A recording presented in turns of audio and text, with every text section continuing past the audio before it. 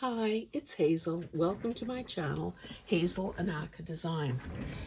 Let me begin by thanking you for being here, for subscribing if you've done that.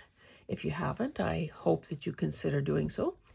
Thank you to those who take the time and effort and wit and wisdom to comment. And for those of you who give me a thumbs up, all of that stuff matters both to YouTube and to me, more importantly to me. It makes all the difference in the world. Okay, now if, again, I never know about scheduling of videos, even though I do it. If you have seen my Junk Journal January 2024 flip through, you may have heard me say that I'm very grateful for that whole experience because it reminded me that playing around with something, whether it's paint or other aspects, is a lot of fun. Like, I love collaging, but the minute a person starts adding something more, anyway, I was just reminded of that through that process. So it made me want to pull out something that I've shown you in the past, but I've worked on since the last time I showed you. This is really pretty. Maybe I need to do a little work here. This is a cloth cover off a book that I had begun using, and it was just a discount book culled by a library at some point, and I loved it. It's called French Style, and it was an interior decor book. I have a whole library of those. Anyway, took the dust jacket off, and it's gone. Anyway, what I had started doing in that book, because I thought the pages were a pretty good size, was I began using them as an art journal. I'll show you some of the pages that were completed. I'll show you some that are prepped in some way. You can see that the original pages are fairly slick, fairly glossy. But what I did yesterday was, okay, when it became in the beginning, I didn't really know how to alter a book. And, you learn from your mistakes and then you do better. Anyway, I knew that the integrity of the spine was not going to last. I knew that,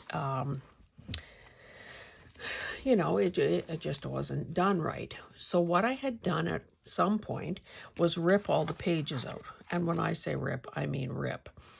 Nothing ceremonious about it at all, which meant that some of the edges were pretty ragged. So what I did was, yesterday I trimmed them all down. Like, I left the height intact, but I trimmed them all down on the torn side, punched holes in them just using I put it away like a good girl. I put it away. Just one of those 3-hole punchers that you use for, excuse me, that offices typically use, because I thought, I could make a template, I could measure and mark, but why don't I just, it worked. So, sometimes the simplest and the quickest is the best. And then I put these rings on. Now, I think these would probably be 1.5 inches, I would say. A wee bit big at this point, but of course, bigger is better than too small. 1.25 inches. Okay, so there's no rhyme or reason to this other than I did I'll show you. Some of the pages in that book were 2-page spreads, so naturally I had to figure out which side of the page to punch them on to make it make sense in here. So this, let me move this cup of water away. You probably can't see it all. There's me when I was a little kid. kind of, this is just a photocopy, kind of unceremoniously cut out my sister out of the picture. Use some chipbook letters to spell my name. I love how this looks. I haven't reread this, to be honest. It's obviously a quote that meant something to me. So things like this obviously needed to stay together. You'll see that I prepped. Oh, okay. Maybe I should tell you what this is all about.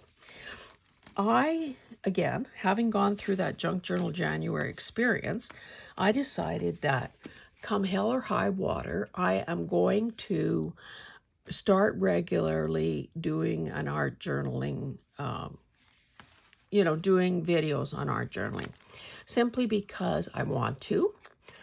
And I think there's probably interest out there, and I certainly want to share with you, not that I'm an expert, but I want to share sort of my philosophy and my take on it, because, I'm sort of a pragmatic person, but I'm also, tell it like it is, call a spade a shovel, that kind of a person. So, we're going to kind of demystify the process. We're going to get down and dirty, and we're going to just have some fun. So what I'm hoping by the time, you finish watching this video, that you begin to picture a book that's probably in your library, or maybe, for sale at a thrift store, or discontinued at discarded from a library. One that you'd be willing to turn into an art journal. And I think that one thing that is going to make this so much simpler, especially for a first time attempt, is to do this ring system. Because then there's no worrying about, how many pages do I need to take out? Have I reinforced the remaining pages? Will the spine be able to withstand the added bulk and the mixed media that might happen in there, and so on and so on. This way, if this becomes too big, you just move up a size. If you if your book doesn't have as many pages, you go down a size with your rings. And certainly also the ease of taking a page out to work on it will make it easier than working in a bound book. When I've done that in the past, and I have shown that in videos, I put a piece of parchment paper or wax paper or whatever, something that's kind of, that will resist whatever you might be using, whether it's glue or paint, to protect the other pages, beyond. But this way, I could take this page out, work on it protect my surface, work on it, stick it back in after it's dry. So this is just gesso. Now, because it was a decor book, there were some pages that were absolutely gorgeous. And I'll draw your attention to some of those. Now, to be honest, I don't know what I did here. It looks to me like I painted with gray, because I have done that on some other pages. And then, honestly, I don't know what this I don't know what this is. It's either very thin acrylic paint. I think that's what it is, because I don't have any I didn't have alcohol ink at the time, and I did not I don't have Distress ink, that color, I'm pretty sure. Anyway, I kept these two pages together. And the beauty of this, too, is that, you lay something down, and it's much like, when we collage on a book page. And then quite often you can't even tell what your beginning substrate was. Same thing here. If it turns out that whatever I create doesn't, it goes in its own direction, and we have no idea what was underneath, that's okay. But at least by laying down some color or doing some preparation, there is that whole avoidance of, it's a plain sheet. Where do I begin? What do I do? Again, this is kind of indicative of what this book is like. So if I wanted this, this page, this spread, to have a gold undertone, it would be easy enough to sort of preserve that. Okay, this, I must have been on a purple kick. Totally out of character, I know. I don't know what this herringbone, this argyle type thing is here. Looks like I made some marks with the edge of a brush. I don't know, but that's the thing. When you start something and then leave it for, a year or two or months, you forget what your original intention is. And maybe, who knows, maybe I was stymied and didn't know, oh, well, what next? But now I would be approaching it with more experience, more, hopefully, maybe more tools or supplies at my disposal. So that would be good. This, I really like this. I think it's pretty hard to look at yellow and blue and not feel cheery. I see I have some Cyrillic alphabet here. You like a Ukrainian text book there. This, know what that is. Anyway, so I've got some book page underneath there. I've got some images that I think that might be gel plate, some fussy cuts, you name it. This, clearly, this is so old. I was still a brunette then. I don't think it's finished because this girl doesn't have any features. I have some faint marks there. So I probably just thought, oh my goodness. So does this woman need to go? Okay, my hairdresser said, I'm not gray, it's platinum.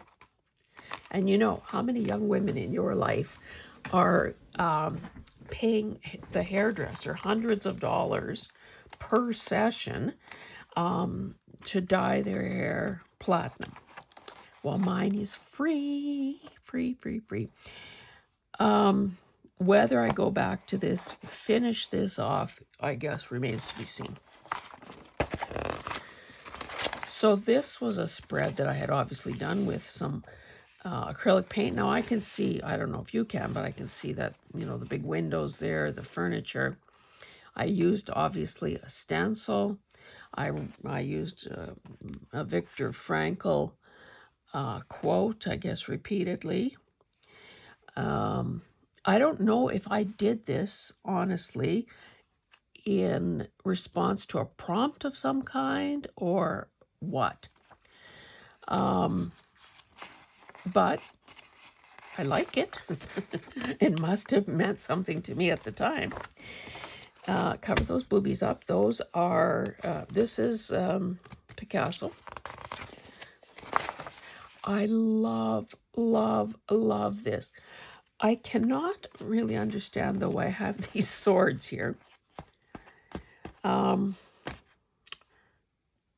clue. But I think this is, like, I love it so much. And how simple is it? Truly, how simple. A gessoed page ready to go. And you can see color, whatever. Lord alone knows what was going on here. This is pretty... Is this a sign of a troubled mind? What I think happened here, I must have been doing something in response to, regarding something. It was probably one of those things where you spew out your feelings. And then, oh, you know what? This is upside down. Let's see what that says.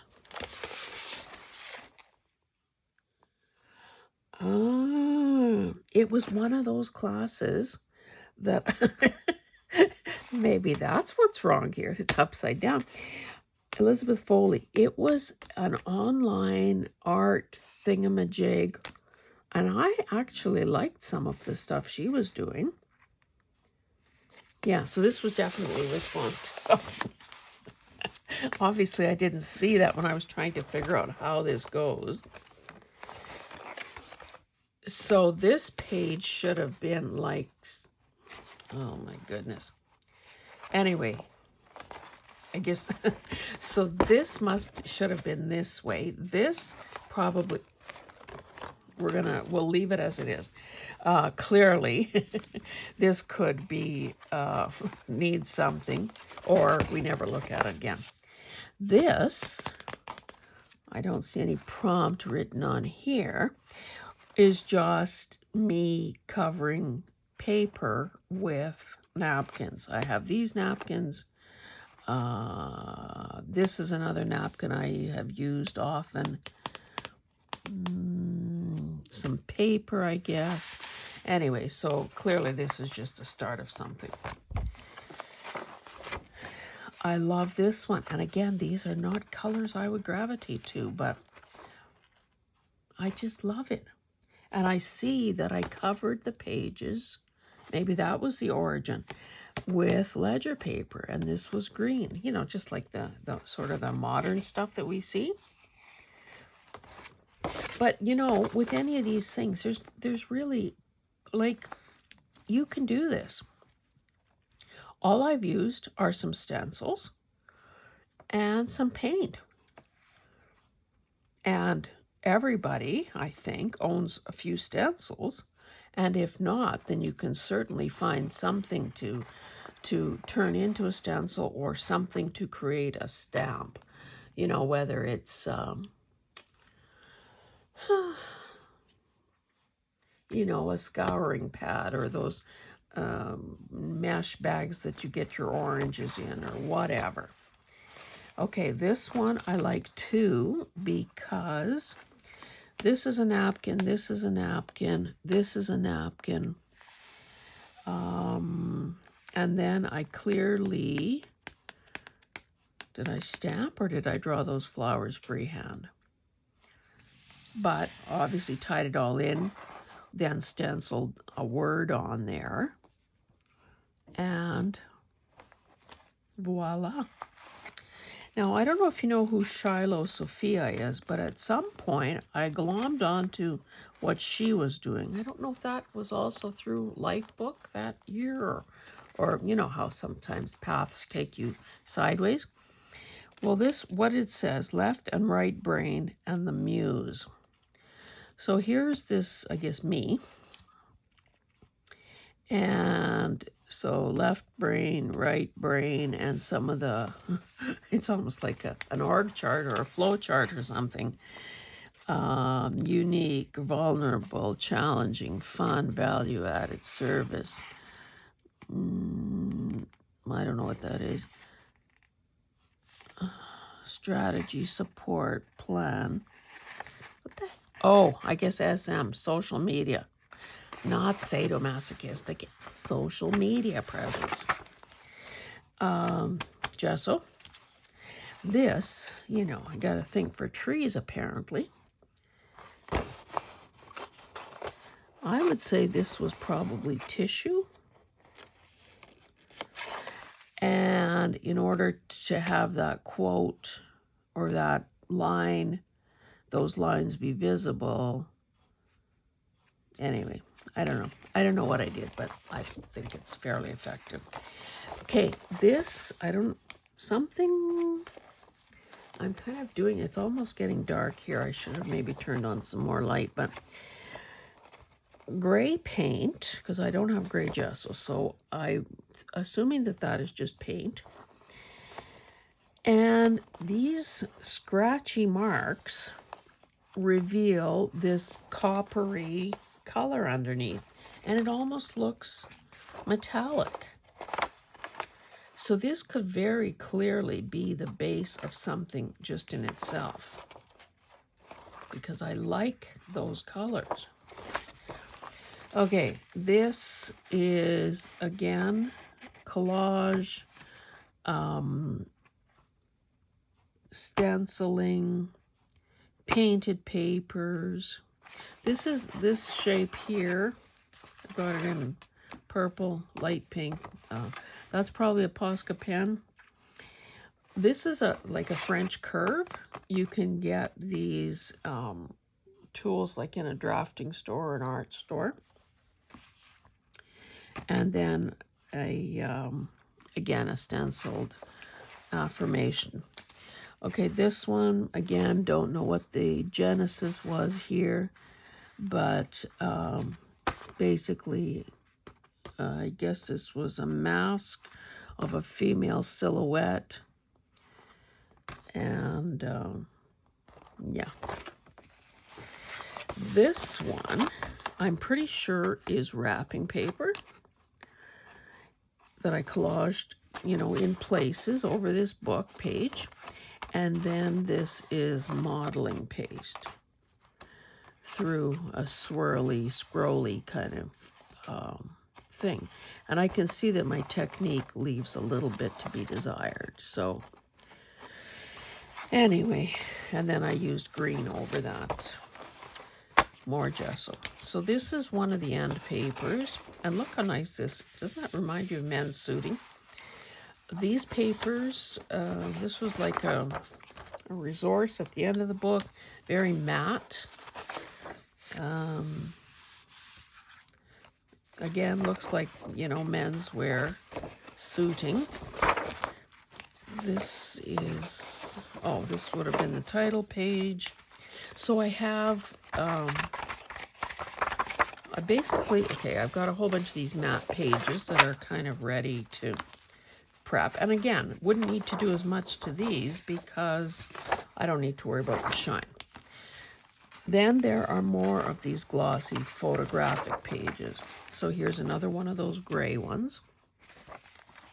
By the way, when I was taking those painting classes, and this, of course, was before everybody had a cell phone and a digital, really good cameras built into their phones.